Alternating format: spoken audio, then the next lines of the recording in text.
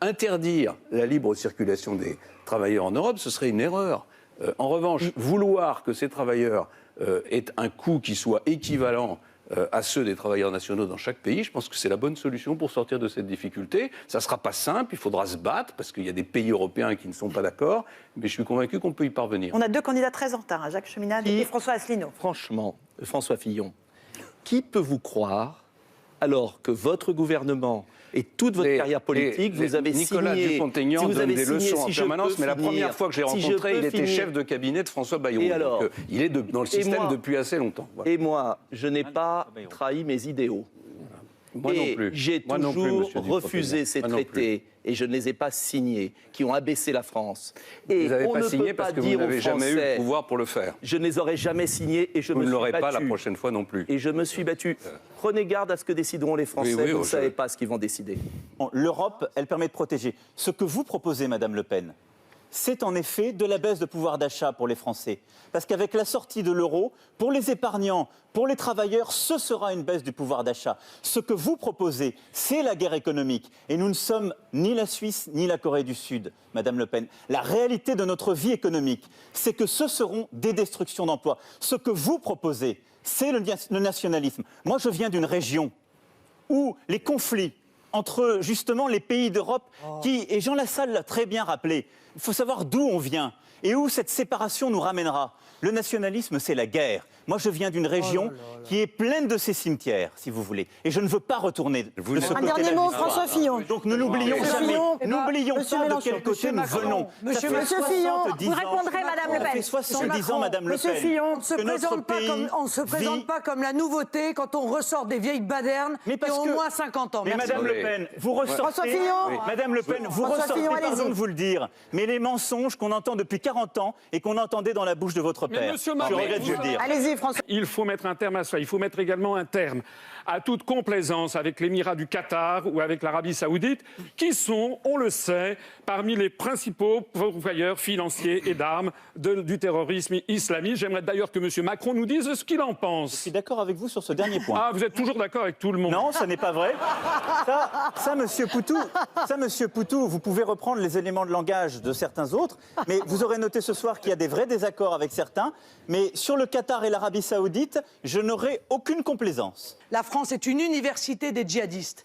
Je le dis clairement, c'est une université des djihadistes. Ils se préparent. Marine Le Pen, François Fillon va vous Les répondre. associations, mais écoutez, vous avez parlé, Monsieur Mélenchon, vous êtes toujours en train d'écarter ce genre de difficultés. Madame Le Pen, ça vous arrange. Non, ça ne m'arrange pas. Mais si, ça vous arrange, ça vous fait prospérer. Non, mais vous avez, je sais que vous avez beaucoup de complaisance pour les fondamentalistes. Non, mais moi je veux que ça vous arrange. Et on l'a vu, vous monsieur. pouvez continuer à faire votre numéro. Et on l'a vu, lorsque des femmes sont interdites d'entrer dans des cafés, vous leur trouvez des excuses. Moi, je n'en trouve pas.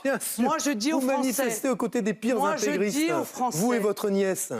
C'est le régal. Une campagne super. Fillon, voilà, il est en face de moi. Que des histoires, et plus on fouille, plus on sent la corruption, plus on sent la triche.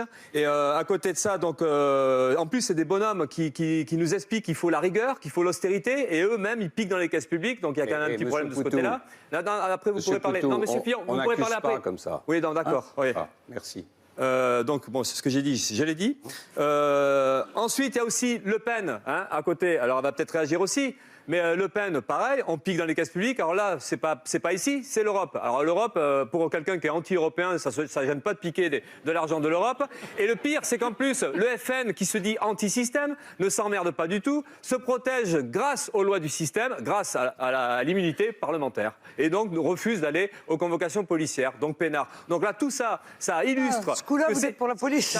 Ça illustre... Ouais, quand nous, on est convoqués par la police, nous, ouvriers, par exemple, on n'a pas d'immunité ouvrière. Désolé, on y va. Voilà. Vous avez une chance. Le système vous protège.